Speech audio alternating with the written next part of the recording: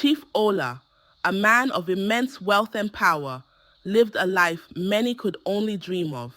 His name was synonymous with prosperity and generosity, a leader respected by all. But in a twist of fate, his world crumbled. Tragedy struck, and Chief Ola found himself stripped of his riches, wandering the dusty roads of a strange village, poor and homeless. Watch what happens to Chief Ola as he seeks redemption and a new purpose in life. Will he find a successor worthy of his legacy? Stay tuned to witness a story of loss, love, and the enduring human spirit.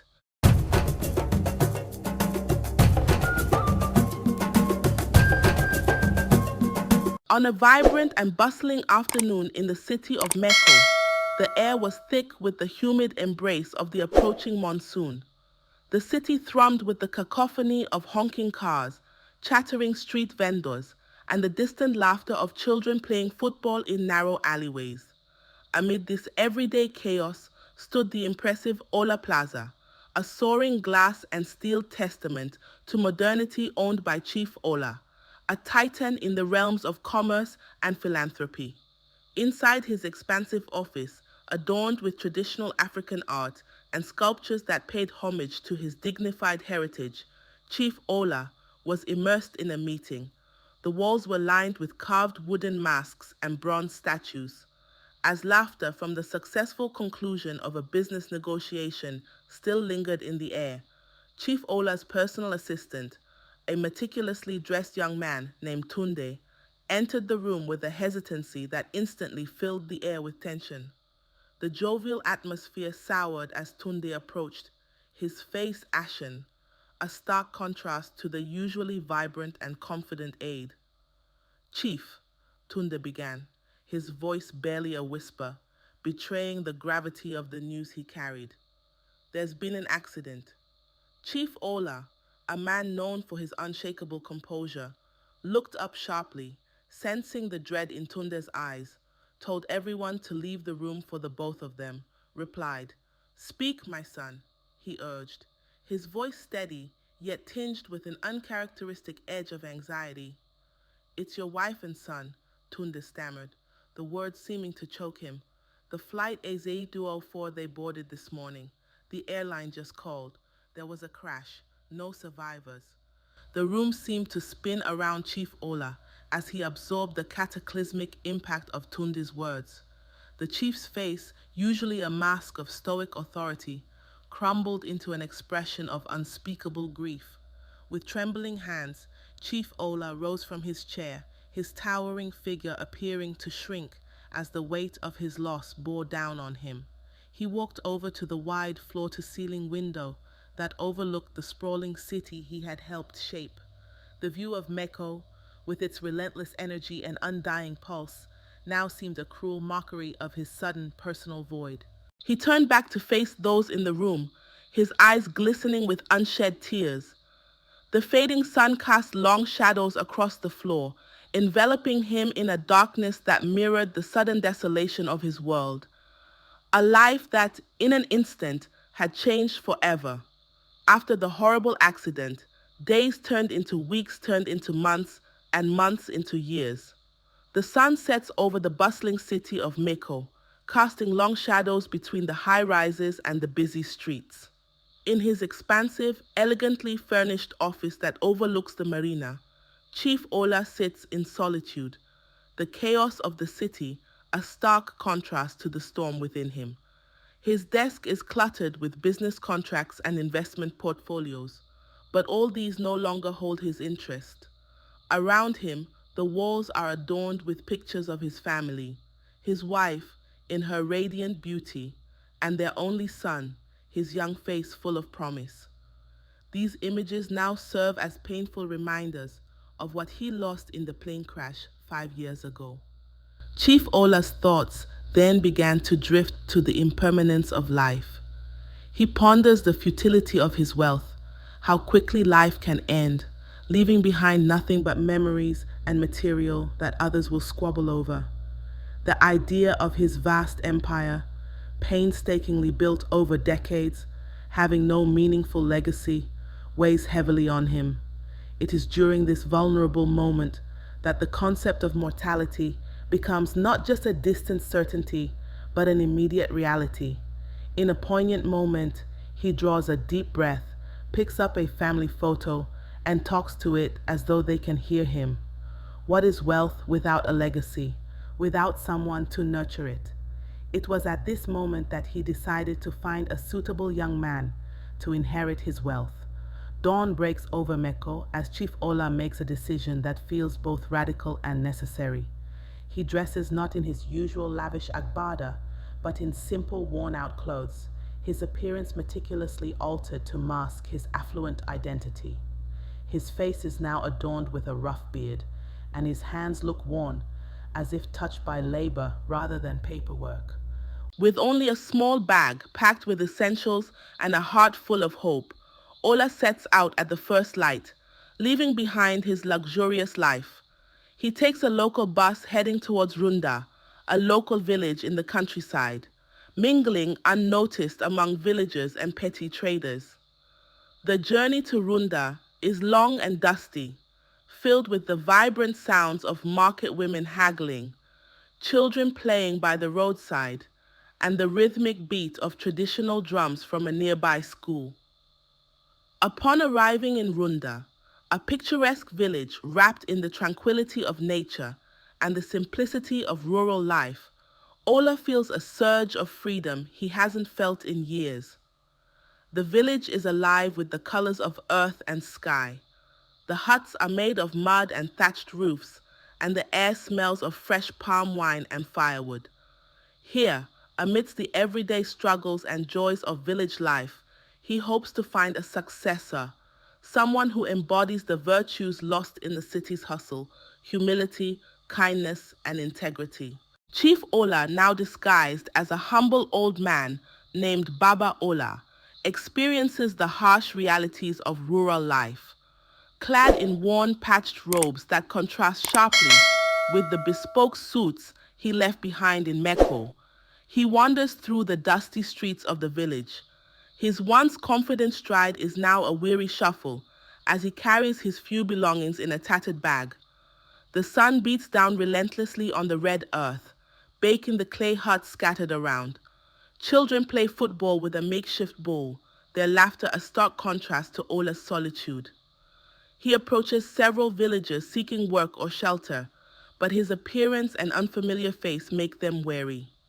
Night falls, and Ola finds himself under the ancient baobab tree in the village square, wrapping himself with an old shawl as he prepares to sleep under the stars, his stomach rumbling with hunger.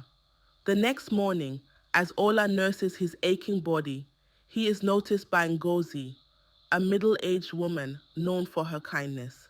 She is returning from the market, her head gracefully balanced with a basket full of cassava and yams. As she approached Baba Ola's direction, she slipped and her basket fell to the ground.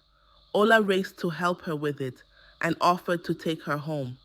In the humble abode of Ngozi, inside, the air is cool, scented with herbs hanging from the rafters. Ngozi inquired about how Baba Ola got to the village, seeing that he is new in the village. After a brief conversation touched by his plight of sincere lies, Ngozi told him he can stay in the abandoned room at the back of the house. It was a modest structure with walls made of sun-baked mud and a roof of palm fronds. Baba Ola, his face full of hope and excitement, kneels to appreciate Ngozi as she holds him up. In the cool of the evening, Ada, Ngozi's daughter, returns from the river where she was washing clothes. She is strikingly beautiful in her simple, vibrant African dress, but her brow furrows upon seeing Baba Ola. Ngozi introduces him, explaining his need for shelter. Ada's response is polite but distant, her voice tinged with reluctance. However, respecting her mother's decision, she nods in assent. Ngozi prepares a meal, inviting Baba Ola to join them. As they eat, Ngozi shares stories of the village, her voice warm and inviting. Over the following weeks, Baba Ola tries to make himself useful around the house. He attempts to repair a broken door and fetches water from the well, but his presence begins to wear on Ada. One evening, while they are preparing dinner, Ada's frustration boils over. Mama, why must we share our meal with him every day? Our portions grow smaller, and the firewood burns quicker. Ada whispers sharply, her hands busy shelling peanuts. Ngozi, stirring a pot of jollof rice, replies softly, Ada, it is our duty to help those in need. Remember the teachings of our ancestors. Hospitality is the virtue of our people. Ada sighs, looking out the small window at the chickens pecking in the yard. I know, Mama, but it's hard. Life is already tough for us since Papa died. The tension in the air is palpable as they sit down to eat. Baba Ola, sensing Ada's discomfort, tries to lighten the mood by telling a humorous story about his youthful days, carefully hiding his true identity. His voice is rich with emotion, and slowly the ice begins to melt. Ada's laughter, hesitant at first, fills the room, mingling with the savory aroma of the jollof rice. The village of Randa is vibrant with the colors of the market day, a perfect backdrop for the unfolding drama of Ada's courtship. Ada, known for her beauty and skilled hands at the sewing machine, attracts the attention of two distinct suitors. Emeka, a slick, well-dressed man from the city, arrives in a flashy car, stirring whispers among the villagers. He is known to flash his wealth, throwing around big city charm and promises of a lavish life. He often gifts Ada expensive fabrics and promises to show her the wonders of city life. On the other hand, Chike, a local farmer's son, presents a stark contrast. His gifts are humble yet heartfelt, hand-picked flowers, help with household chores, and companionship. He shares stories of village legends, teaches Ada traditional songs, and speaks passionately about his dreams of improving village life and beyond. Their connection is palpable as they walk along the riverbank, discussing plans for a modest future. This was the moment he made his desire to make Ada his future wife known. However, Ada looked at him, tears rolling out of her eyes, rejected his proposal, saying that she can't marry into poverty, and Chike should never talk to her again. She walks far ahead, and Chike, short of words, sadly watches her, and she leaves the scene. During the annual New Yam Festival, a celebration of the end of the rainy season and the abundance of harvest, Ada makes her decision. The village square is alive with drum beats, energetic dances, and the elders in their finest attire. Amidst the festivities, Emeka proposes to take Ada to the city, painting a picture of a life where she wouldn't have to toil. Seduced by the glamour of city life and the end to her poverty, Ada, she accepts his proposal. Baba Ola, dressed in modest garb, watches this with a heavy heart. He is suspicious of Emeka being a total stranger, and with his experience from the city, he knew he had an ulterior motive. Baba Ola then proposed in his heart that if their relationship led to marriage, he might be forced to withhold his wealth from them, a decision he feared he might later change because of Ngozi, Ada's mother. Baba Ola pulls Ada aside under the shadow of an ancient Iroko tree, advising her to consider the value of genuine affection over material wealth. However, Ada, blinded by her dreams of escape from poverty, dismisses Baba Ola's counsel as old-fashioned. The scene closes with a celebratory but tense air, as Emeka leads Ada in a dance, the villagers clapping, yet some casting doubtful glances. The jubilation of the festival gives way to a harsh reality. A week later, Ada discovered that she was pregnant. The news spread throughout the village and became the main topic at every gathering. Emeka, upon hearing the news, he told Ada's mother, Ngozi, to fix a date for their engagement, promising a life of wealth. The day was set, and towards the preparation, Emeka introduced a business to Ada, convincing her to invest in the business as it would set them up for a better life in the city. Trusting him, Ada empties her savings, even secretly borrowing from her mother's small stash meant for market trading. They plan to leave for the city immediately after the engagement. However, the truth unfolds a day to the engagement. Ada wakes to find Emeka's place deserted, with no one able to reach him. The news spreads fast, and the shame forced Ada to remain indoors, surrounded by the vibrant fabrics that now seem to mock her dreams. The scene is poignant, showcasing Ada's despair amidst her sewing materials, a symbol of her shattered dreams and betrayal. The community's reaction is a mix of sympathy and "I told you so," reflecting the harsh judgments she now faces. Her mother, Ngozi, finds her sobbing, gathers her in her arms, and the screen fades on their silhouette, a testament to maternal strength and the looming challenges they must now face together. In the humble yet colorful village of Runda, under the shade of a giant baobab tree, Ada sits, her face a mask of sorrow. She quietly sews a vibrant Ankara fabric, her skilled hands moving mechanically. The news of Emeka's betrayal has spread, leaving her the subject of sympathetic whispers and pitying looks from the village folks. As the sun begins to set, casting long shadows over the dusty paths, Chike approaches Ada. He wears simple, worn clothes, but carries himself with an innate dignity.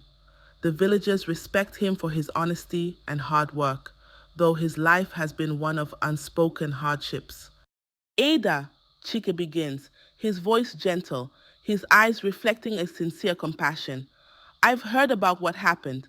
I cannot pretend to understand all your pain, but I am here for you. If you would allow me, I would like to stand by your side, not just now, but forever. Ada looks up, her eyes meeting his. There's a vulnerability in her gaze, a mixture of hope and fear. And the child?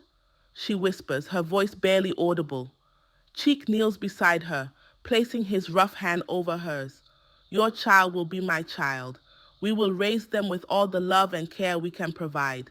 Together, the scene captures a poignant moment of redemption and support, emphasizing the deep communal ties and values of forgiveness and shared responsibility that are cherished in African cultures. The sun rises over the village of Runda, casting a golden glow that promises a day of joyous celebration. In a week, they were engaged and set a wedding date with the goal of leaving for the city. The wedding day arrives with a bustling excitement that fills the air of Runda. The village square is beautifully decorated with palm fronds, multicolored beads, and swathes of colorful cloths that flutter gently in the morning breeze. As the wedding ceremony progresses under the large baobab tree, draped with white and gold cloths, Baba Ola is notably absent. Whispers circulate among the guests, pondering his whereabouts. Ada and Chiki stand hand in hand, exchanging vows of love and commitment under the watchful eyes of their community. But the absence of Baba Ola, who traveled days to the wedding and promised to return as a father figure for the bride, casts a shadow of concern. Just as the village elder is about to give his blessings, a distant hum grows into a loud rumble. Suddenly, the ceremony is interrupted by the unexpected arrival of a convoy of sleek, black SUVs. The villagers turn in awe as the cars roll into the square, dust swirling around them. The contrast between the modern, imposing vehicles and the rustic, serene setting of the village is stark. The doors open, and out steps Baba Ola, now dressed not in the modest garments he wore during his stay, but in a resplendent agbada, richly embroidered and fitting of his true status. Accompanied by his entourage, his presence commands attention, his demeanor composed and regal. The drums fall silent, and all eyes are on him as he walks towards the gathering. Ada and Chike, along with the rest of the villagers, gaze in stunned silence, their expressions a mix of confusion and curiosity. Baba Ola steps forward to the center of the square, clearing his throat before he addresses the crowd, his voice resonant and commanding. Ladies and gentlemen, he begins, I am not who I appear to be. My real name is Chief Ola, and I came here from the city of Meko, not to seek refuge, but to find a heart worthy of a great responsibility. A murmur ripples through the crowd, shock and disbelief etched on their faces. Ola's eyes soften as he looks at Chike and Ada, his voice warming with affection. Today I have found not one, but two hearts of gold, he continues, gesturing towards the couple. These two have shown resilience, compassion, and integrity, the true wealth of a person. The revelation turns the wedding into an even greater celebration as the villagers process the enormity of what they're witnessing. As the revelation settles, Chief Ola takes another surprising step. He turns towards Ngozi, Ada's mother, who has watched the scene unfold with a mix of astonishment and pride. Ngozi, you have been a pillar of strength and generosity, Chief Ola declares, his voice filled with emotion. Would you honor me by spending the rest of your life with me? The crowd gasps, then erupts into joyful applause as Ngozi, overcome with emotion, nods her acceptance. Ola continues, and to Chike and Ada, I pledge 80% of my wealth to ensure that your future and that of your children will be secure. The remaining portion will ensure that Ngozi and I can live comfortably, as I hope to be a part of this beautiful community. The wedding transforms into a double celebration, one that honors love, community, and new beginnings. The scene is vibrant, filled with music, dance, and the rich, heartfelt traditions of an African village celebration, highlighting the collective joy and unity of the community. These scenes are designed to evoke the richness of African traditions, the beauty of redemption, and the joy of communal celebrations, making the narrative not only engaging, but also deeply rooted in cultural values. 10 years after the wedding, in the bustling city of Meko, Chief Ola lives in a grand estate that contrasts starkly with his previous life in the village. Despite the luxury around him, his home is filled with traditional African art and symbols, reflecting his deep roots and the simple life he once embraced in Runda. His days are tranquil, often spent with Ngozi in the lush gardens of his estate, surrounded by indigenous plants and flowers, listening to the melodious tunes of local musicians playing the kora and talking drum. Chief Ola is often visited by Chiki and Ada, who now manages most of his estates and just funded a thriving community center in Runda village. They bring updates of their projects and their young son, whom Ola treats as his own grandchild. His face lights up with pride and joy every time he sees them, knowing his legacy of compassion and community support is well secured. One serene evening, as the sun sets over the city, painting the sky in shades of gold and purple, Chief Ola sits on his veranda, sipping palm wine and reflecting on his journey. He feels a deep sense of peace, his heart content. That night, Ola passes away in his sleep, his face wearing a gentle smile, the echoes of a village drumbeat faintly playing in the distance, symbolizing his soul's return to the ancestors. Days after Chief Ola's serene departure from the world, the dusty roads of Runda see the weary steps of Emeka. His clothes are frayed, his face haggard, a stark departure from the affluent city dweller who once charmed his way through the village. His dreams have crumbled into desperation. He is a man clutching at the last straws of hope. He makes his way to the vibrant community center, where he got the information that Ada and Chike will be visiting that day. Managed by the couples, the center is alive with children's laughter and the industrious hum of the villagers engaging in various crafts and educational activities. The sight of this prosperity, partly funded by the wealth he once sought to secure through deceit, fills Emeka with resentment. Spotting Ada, now confident and respected, overseeing a group of painting children, Emeka approaches with a mix of aggression and desperation. He demands to see the child he believes might link him to this prosperous life. Ada listens, her expression composed, her stance unyielding. There is no child for you here, Emeka. And even if there were, you would have no claim, Ada states firmly, the community's support palpable around her. Refusing to accept her words, Emeka takes a drastic step. He files a lawsuit, claiming rights to the child he insists must exist, dragging Ada and Chike into a legal battle that stirs the village. The case quickly escalates to the court in Meko City. As the judge calls the court to order, the tension is palpable. Ada and Chike stand united, their lawyer ready. When Emeka presents his claim, the room is filled with a tense silence. Then, Ada's lawyer steps forward, delivering the crushing truth. Ada lost the pregnancy shortly after their marriage due to complications, and thus, no child exists from Emeka's past relationship with Ada. The revelation hits Emeka like a wave, his face draining of color as the reality of his situation sets in. But before he can digest the full impact, the court proceedings take an unexpected turn. The local police, having been alerted to Emeka's presence in the court and aware of his fraudulent activities across several communities, step forward. Emeka Nwosu, you are under arrest for multiple counts of fraud and theft, declares an officer, approaching him with handcuffs ready. Emeka's brief moment of shock gives way to the stark reality of his capture. As he is led out of the courtroom, his protests are drowned out by the murmurs of the villagers, none sympathetic to his plight.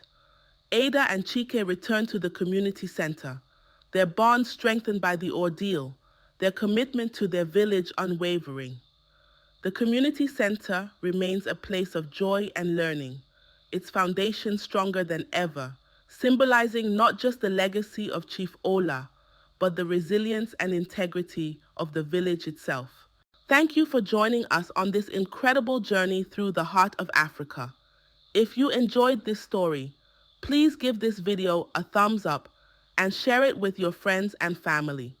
Don't forget to subscribe to our channel and hit the notification bell so you never miss out on more captivating tales of culture, heritage, and humanity. Stay tuned, stay inspired, and keep the stories alive.